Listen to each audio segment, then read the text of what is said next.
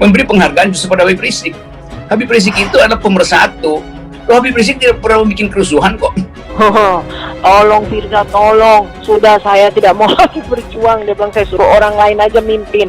Ini murni, jangan dicampur aduk cinta saya sama Habib dengan yang lain. Saya bilang gitu. Saya mau sebutkan itu karena saya uji jalan pikiran Pak Mahfud.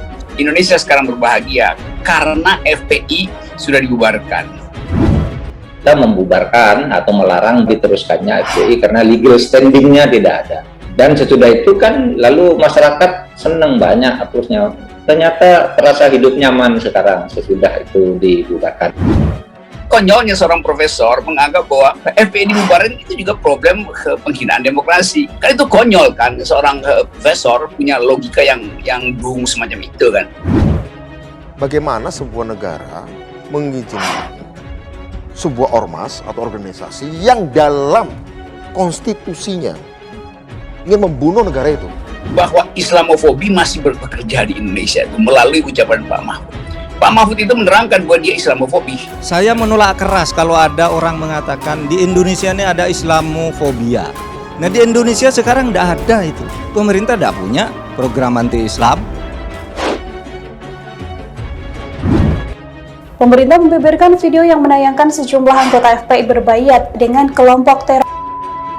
Video tersebut ditunjukkan Menko Polhukam Mahfud MD saat mengumumkan pembubaran dan larangan kegiatan FPI. Saat ini baik, cita-cita mulianya menerapkan syariat Islam hal yang baik. Cita-cita mulianya untuk menegakkan khilafah Islamiyah hal yang baik. Saya tanya, hal-hal yang baik dukung tidak? Dukung tidak? Takbir! Kita mengakhiri kelompok-kelompok yang suka bikin kekerasan di berbagai daerah itu dengan tegas. Itu negara otoriter yang begituan itu. Orang bikin sesuatu, itu kebebasan dia berorganisasi. Ada ART-nya implisit mengatakan bunuh NKRI di atas bangkainya didirikan khilafah. Memahami khilafah itu seolah-olah itu konsep yang final. Khilafah itu ongoing ideas yang pernah ada muncul bolak-balik, kan nggak final kan. Lihat apa yang terjadi di Libya, di Irak, di Suriah, di Yaman, di Mali, di Chad, di Nigeria. Maukah kita negara seperti itu? Ke FPI mau ngomong apa, ormas apa, kalau terbuka orang bisa debat itu. Apakah FPI bisa berdebat? Anda buktikan Ya. satu peristiwa terkecil kapan dimana bisa berdebat dengan cara-cara yang konstruktif. Apa? Anda ini siapa? Rekam apa? Kurang ajar, biadab! Dilecehkan begitu saja, biadab, kurang ajar! Sampai dianjing-anjingkan, itu kurang ajar! Dajjal! Istananya menjadi istana iblis! Sekarang FPI bertanya hal yang sama, yang Budiman bisa berdebat. Saya pernah berdebat di sarang-sarang khilafah. Ya, Saya pernah datang. Saya ceramah di situ. Saya pernah datang di kelompok yang ingin mendirikan khilafah 2001 dan cuma 2 orang saya datangi dan saya berlawanan. Kalau Anda dengan berteman dengan mereka wajar. Bahwa resiko yang saya ambil untuk berdebat lebih tinggi daripada Anda bukan berdebat, Anda mencari afirmasi dari mereka. Secara de jure, FPI sudah bubar sebagai ormas, namun tetap melakukan aktivitas yang melanggar ketertiban umum. Saksikan semuanya. Saya lagi bicara, Anda potong. Bukan nanti giliran Anda. Nanti giliran Anda. Saya ditanya kapan? Giliran Anda. Saya harus Anda potong kalimat saya. potong dulu. Oke, Bang Inas. Kita membubarkan atau melarang diteruskannya FPI karena legal standingnya tidak ada. Dan sesudah itu kan lalu masyarakat senang banyak hapusnya. Ternyata terasa hidup nyaman sekarang sesudah itu dibubarkan. Jadi kita melihat justru di rezim ini tahun ini justru mencapai puncak kebangkitan PKI atau neo PKI. Kita mengakhiri kelompok-kelompok yang suka bikin kekerasan di berbagai daerah itu dengan tegas. Saat ini baik, cita-cita mulianya menerapkan syariat Islam hal yang baik. Cita-cita mulianya untuk menegakkan khilafah Islamiyah hal yang baik. Saya tanya, hal-hal yang baik dukung tidak? Dukung tidak? Takbir! FPI RIP, Presidentis. Iya, betul. Betul ya? Iya. Sebenarnya dia RIP-nya RIP sendiri sih, secara hukum, bukan kita yang buat RIP. Dibubarin lagi, saya bikin lagi Front Persaudaraan Islam. Singkatannya sama, FPI yang mimpin dia juga. Dibubarin lagi nggak apa-apa, saya ganti lagi jadi Front Penjaga Islam. Singkatannya sama, yang mimpin sama, kerjaannya sama.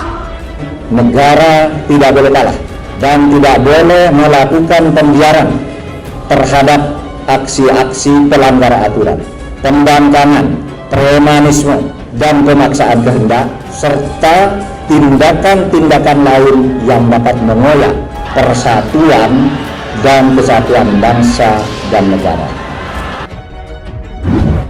Pada akhir tahun 2020 dan awal 2021, ditegaskan Presiden, pertama kita mengakhiri kelompok-kelompok yang suka bikin kekerasan di berbagai daerah dengan tegas, yaitu kita membubarkan atau melarang diteruskannya FPI karena legal standingnya tidak ada.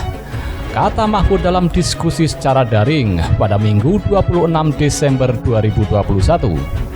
Bukan hanya kondisi politik yang stabil, pembubaran FPI diklaim Mahfud juga berdampak terhadap kondisi di masyarakat. Masyarakat dinilai lebih memiliki kehidupan yang senang dan nyaman pasca pemerintah membubarkan FPI. Dan sesudah itu, kan masyarakat senang, ternyata terasa hidup nyaman sekarang. Sesudah itu dibubarkan, maka politik stabil, kata Mahfud. Diketahui, pemerintah melalui Menteri Koordinator Bidang Politik Hukum dan Keamanan Menko Polhukam Mahfud MD secara resmi membubarkan organisasi Front Pembela Islam atau FPI. Dengan begitu, segala kegiatan yang dilakukan oleh ormas pimpinan Habib Rizik itu pun dilarang. Pasalnya, FPI tidak lagi memiliki legal standing baik sebagai ormas apabila dilihat dari keputusan Mahkamah Konstitusi nomor 82 tahun 2013 yang ditandatangani pada 23 Desember 2014 lalu. Tidak hanya itu, Mahfud MD juga mengatakan FPI tidak melakukan perpanjangan surat keterangan terdaftar atau SKT kepada negara per Juni 2019.